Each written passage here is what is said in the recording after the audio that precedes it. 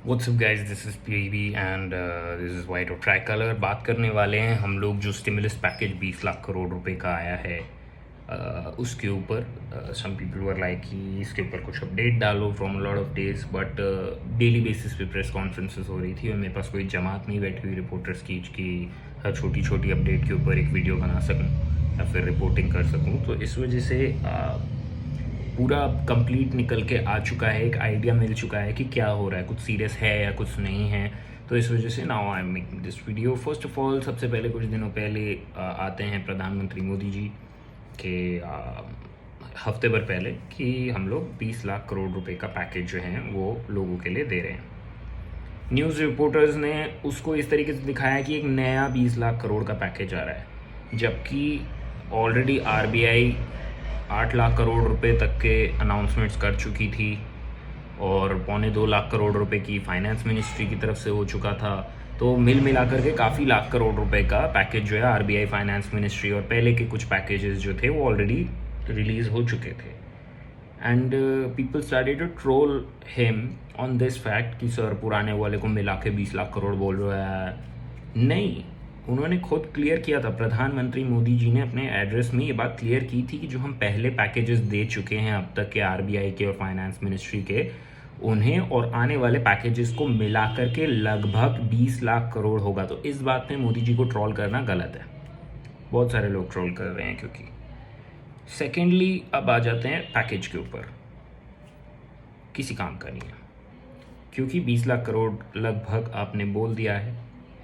आप इसमें क्या कर रहे हो? आप इसमें एमएसएमईज को लोन देने की बात कर रहे हो, कोलैटरल फ्री लोन्स देने की बात कर रहे हो। इवन आप इंटरेस्ट फ्री भी लोन दे दो तो उस लोन का क्या करेंगे? मुझे कोई समझाए कि उस लोन का लोग क्या करेंगे जब उस लोन से सैलरीज बांटेंगे, प्रोडक्शन करेंगे। प्रोडक्शन कैसे करेंगे मुझे ये समझाइए। उस पैसे को इन्वेस्ट कैसे करेंगे जब लॉकडाउन है, लोग अपने काम पर नहीं जा पा रहे हैं, लोग फैक्ट्रीज में वर्कर्स नहीं जा पा रहे हैं, लेबर्स अपने अपने गांव वापस वापस जा रही है। तो ये उस पैसे का करेंगे क्या? किसको देंगे, किसकी जेब में डालेंगे, किसको किसके ऊपर स्पेंड करेंगे? प्रोडक्शन उससे कर पाएंगे? I don't think so production कर पाएंगे। एंड प्रोडक्शन अगर चलो मान लो कर भी ली, तो when there is no money in the hands of the consumer, जब वो प्रोडक्शन कर लेंगे, आपका जीडीपी आप इससे कैलकुलेट करना अगर चाहो कि कितने गुड्स प्रोड्यूस हुए हैं, ग्रॉस डोमेस्टिक प्रोडक्ट जो है वो आप इस तरीके से कैलकुलेट करना चाहो कि प्रोडक्ट्स बन गए, बट जब वो कंज्यूम नहीं होंगे तो वो प्रोडक्ट्स और वो सर्विसेज जो लोग हैं अवेल ही नहीं कर पा रहे हैं। जब उनके पास पैसा ही नहीं है, कस्टमर्स के पास जो मार्केट है उसके पास पैसा ही नहीं है कि उन सर्विसेज को एमएसएमईज की सर्विसेज को अवेल कर पाएँ, तो वो उस प्रोडक्ट को बना करके भी क्या करेंगे? और फिर अगर प्रोडक्ट नहीं बिकेगा, वो सर्विस लोग अवेल नहीं करेंगे, उनके पास रेवेन्यू जनरेट नहीं होगा, तो फिर वो उस लोन को जो आपसे कोलैटरल फ्री लोन लिया है उसको वापस कैसे करेंगे?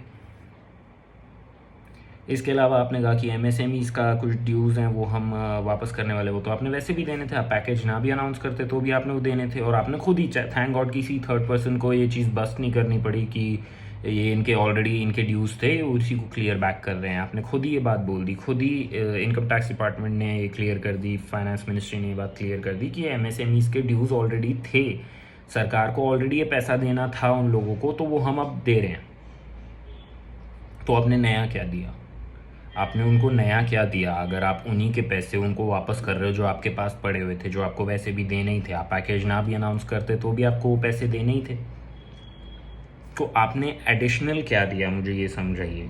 फिर आ जाते हैं बात करने के लिए कि जब आपसे पूछा जाता है प्रेस कॉन्फ्रेंस में, फाइनेंस मिनिस्टर की मैं बात कर रहा हूँ, निर्मला सीतारमन जी से, जब ये बात पूछी जाती है कि मैम टूरिज्म इंडस्ट्री बहुत ज़्यादा इससे हिट है, सबसे ज़्यादा, like there is no chance. MSME तो फिर भी मे बी लॉकडाउन के रिलैक्सेशन के बाद थोड़ी सी रिलैक्स होते होते एमएसएमईज रिवाइव होने लग जाएंगी, बट टूरिज़्म इंडस्ट्री 1-1.5 साल तक कुछ नज़र नहीं आ रहा है। हॉस्पिटैलिटी इंडस्ट्री, कुछ उसका भी आसार नज़र नहीं आ रहा है। जितने भी travel, entertainment, event management, tourism, हर टाइप की ऐसी लेजर इंडस्ट्रीज़ जो हैं, एंटरटेनमेंट, फिल्म प्रोडक्शन, हर टाइप की इन इंडस्ट्रीज़ का काम ख़त्म।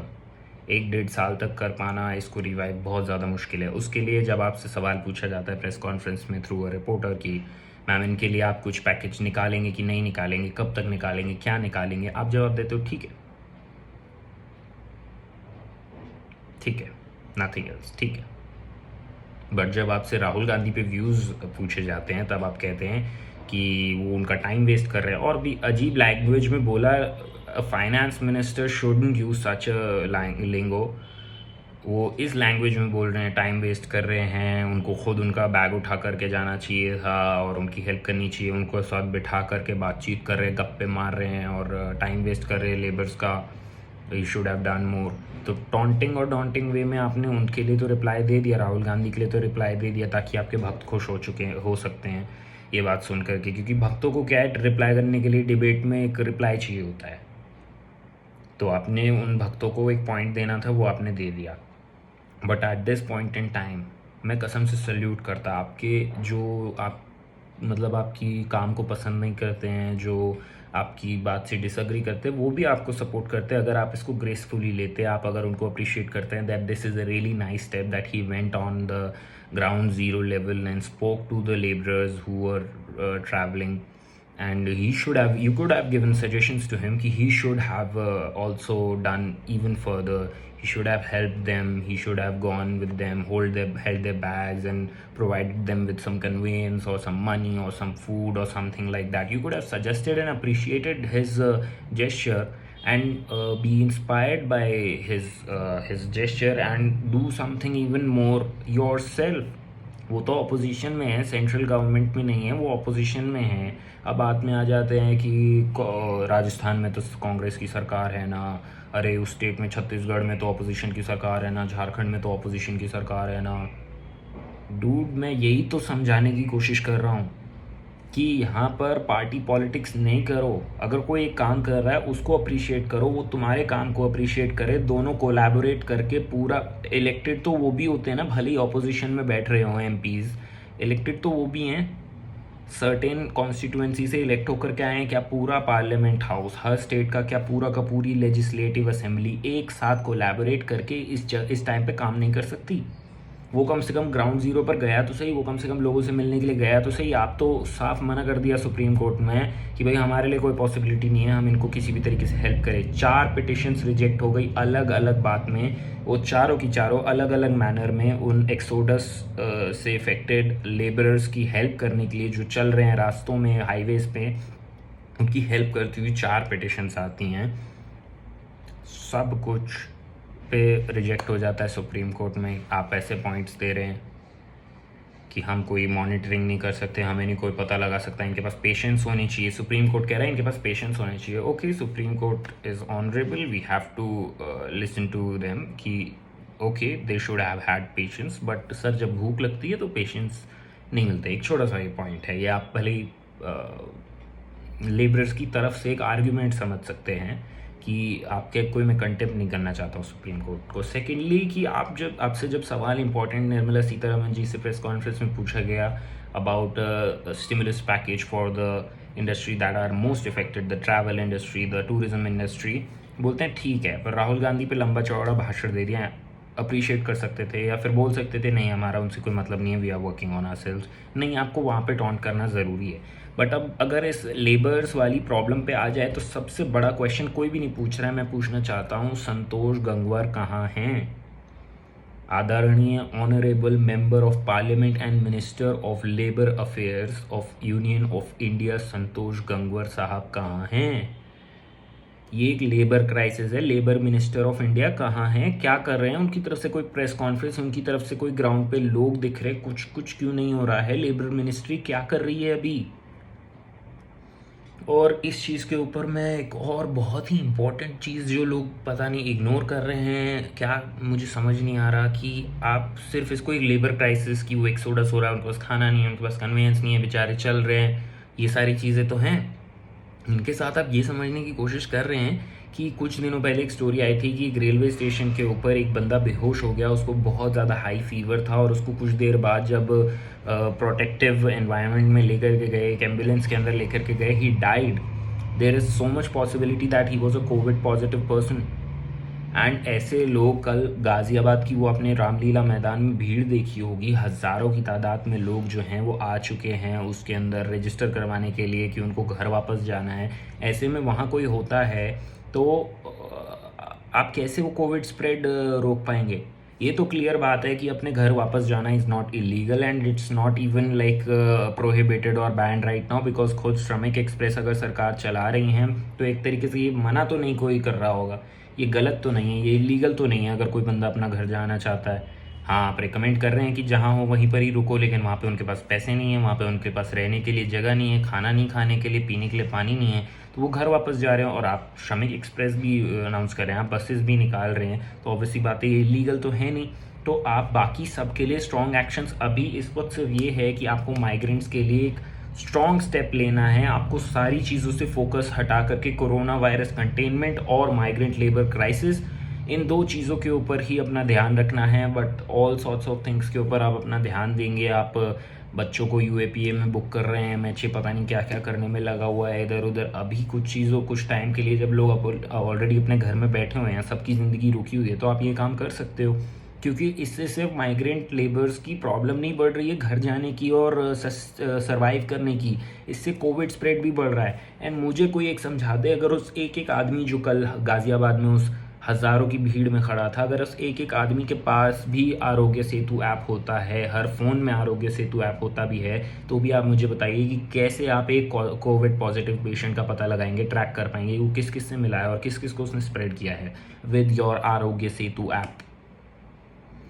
इसे आप ट्रैकिंग के लिए लेकर के आए हैं। Instead of flushing this partisan politics and this ideological warfare and coming together, collaborating all sorts of parties in this time of this pandemic, they are just crushing each other again and again and again, and that's all what government of India is doing. Prime minister Modi सामने आते हैं और बात करते हैं stimulus package के बारे में, आत्मनिर्भर भारत के ऊपर। मैं पूछना चाहता हूँ, कोई एजुकेशन के ऊपर अभी तक किसी ने बात करी क्या? क्या प्रधानमंत्री जी या कोई बड़े लेवल की मिनिस्ट्री या फिर एजुकेशन मिनिस्ट्री सामने आई क्या एजुकेशन के रोड मैप को बताने के लिए? लोग ऑनलाइन क्लासेस दे दे करके पढ़ेंगे, आपकी फ्यूचर जनरेशन्स का भट्टा बैठ जाएगा। वैसे इतनी मुश्किल से इतनी कम percentage of students across nation, कम परसेंटेज ऑफ बच्चे जो हैं वो क्वालिटी एजुकेशन रिसीव कर पाते हैं अच्छी रेप्यूटेड प्राइवेट यूनिवर्सिटीज़ या गवर्नमेंट यूनिवर्सिटीज़ में, सेंट्रल गवर्नमेंट की यूनिवर्सिटीज़ में पढ़ पा रहे हैं। उन लोगों की जो भी पढ़ाई है वो सब तो वेस्ट। मतलब वो बच्चे ऑनलाइन क्लासेस दे करके ऑनलाइन एग्ज़ाम्स में चेप चेप करके आंसर लिखेंगे, तो क्या आपकी यूथ जो है वो आगे फ्यूचर जनरेशन्स का फ़ायदा होगा? किसी ने रोड मैप इसके ऊपर निकाला क्या? किसी ने फ्यूचर डायरेक्शन देने की कोशिश की क्या? एजुकेशन पे कोई बात ही नहीं कर रहा है। ये समझने की बहुत ज़्यादा ज़रूरत है। फ्यूचर बर्बाद हो जाएगा कसम से इस देश का, अगर इस तरीके से एजुकेशन कंटिन्यू होती रही तो। सिर्फ एग्ज़ाम्स डेट्स अनाउंस कर रहे हैं, सिविल सर्विसेज के एग्ज़ाम डेट्स के नए नए डेट्स अनाउंस किए जा रहे हैं कि इस दिन एग्ज़ाम शुरू होगा, इस दिन नया सेशन स्टार्ट होगा। वो सेशन किस तरीके से होगा? UGC has left it to the universities that they can come up with their own ideas and ways of carrying out the education. They can do it in online manner, they can do it in any manner. वैसे ही practical knowledge को लेकर के इतनी deficiency है हर जगह पे। यहाँ पे ऑलरेडी प्रैक्टिकल लैब काम को भी, ट्यूटोरियल्स को भी वीडियो कॉन्फ्रेंसेज में और वीडियो ट्यूटोरियल्स में कन्वर्ट करके 25% प्रैक्टिकल प्रोजेक्ट्स को रिवील करने की बात की जा रही है। 20 लाख पैकेज जो है उसमें आपने लोगों को लोन देने की बात की है, वो किसी भी तरीके से हेल्प नहीं करता है लोगों को, क्योंकि लोग ख़रीद ही नहीं पाएंगे। तो उस लोन का प्रोडक्शन करके, उस लोन को लेकर के कंपनीज एमएसएमईज प्रोडक्शन करके क्या कर लेंगी। एंड एक और चीज़, एमएसएमई मिनिस्टर एक एक्सक्लूसिव इंटरव्यू में एक टीवी चैनल को कहते हैं कि सिर्फ और सिर्फ लोन और पैसा उनकी जेब में डाल देने से या फिर उनको लोन देने से काम नहीं बनेगा, उनको खुद प्रोडक्शन अच्छे से करनी पड़ेगी, उनको आत्मनिर्भर। इसी वजह से प्रधानमंत्री मोदी जी आकर आत्मनिर्भर पे ज्ञान पेल करके गए थे। उन्होंने कहा कि इनको कॉस्ट कटिंग करनी पड़ेगी, इनको इलेक्ट्रिसिटी बचानी पड़ेगी, इनको अपने वेंडर्स के साथ कॉस्ट कटिंग करनी पड़ेगी। मैं आपको बताना चाहता हूँ कि ये जो कॉस्ट कटिंग के ऊपर जो लोग, ये कैपिटलिस्ट सोसाइटी पे बातचीत करने वाले लोग कॉस्ट कटिंग पे बहुत ज़्यादा रोते हैं। बट मैं ये पूछना चाहता हूँ, ये कॉस्ट कटिंग की जो आप बात कर रहे हो, वो जो कॉस्ट जो है जिसको आप कट करने की बात कर रहे हो, वो भी तो किसी की जेब से ही कटेगा। क्योंकि वो जो कॉस्ट खर्ची जा रही थी वो भी कहीं पानी में या हवा में तो उड़ाई नहीं जा रही थी। वो कॉस्ट जिनको आप कट करने की बात कर रहे हो वो भी किसी के ऊपर स्पेंड की जा रही थी, उससे भी वो भी एक इकोनॉमी को सर्कुलेशन करने की बात थी। जब कॉस्ट स्पेंड की जाती किसी और वेंडर के जेब में जाती है, भले वो सिक्योरिटी प्रोवाइड करता हो, वो खाना पीना प्रोवाइड करता हो, कोई कैंटीन भी चलाता हो किसी फैक्ट्री के अंदर, अगर आप उसकी कॉस्ट कट कर दोगे तो उसके ऊपर प्रॉब्लम आएगी, फिर उसका बिजनेस कैसे चलेगा? Cost cutting is not a solution. Giving money in the pockets of the consumer is the solution, so that they can spend as much as they used to onto the services and products that are being made by these MSMEs, so that the economy can come back. ये तो बहुत basic economics है, मैंने पढ़ी है। मैं economics का student नहीं हूँ कोर, बट मैंने काफ़ी ओवरब्रीफ अपने एजुकेशन में ही पढ़ी है। मैं कोई एक्स्ट्रा करिकुलर नहीं पढ़ करके आया हूँ, मैंने अपने बैचलर्स में इकोनॉमिक्स पढ़ी है। इतना तो बेसिक किसी को भी क्लियर होगा ना। लोन दे देने से कोई फ़ायदा नहीं होगा, एंड जिन लोगों के लिए आपसे पैकेज मांगा जा रहा है आप उनके लिए ठीक है दे देने से उनका तो घंटा कोई फ़ायदा नहीं होगा। Thank you so much for watching this video. Education, labour, economy and Covid, इसको भूलते जा रहे हैं, इसके ऊपर ध्यान ही नहीं दे रहे हैं। इकोनॉमी और लेबर्स, इन दोनों चीज़ों के ऊपर जो ध्यान देने की बात कर रहे हैं, मजाक उड़ रहा है। तो ये 4 चीज़ें हैं, education, economy, labour and Covid, इन 4 चीज़ों के ऊपर ध्यान देने की अभी फ़िलहाल ज़रूरत है। 2 के ऊपर ध्यान नहीं दिया जा रहा है, 2 के साथ मजाक हो रहा है, and that's what is happening. Thank you so much.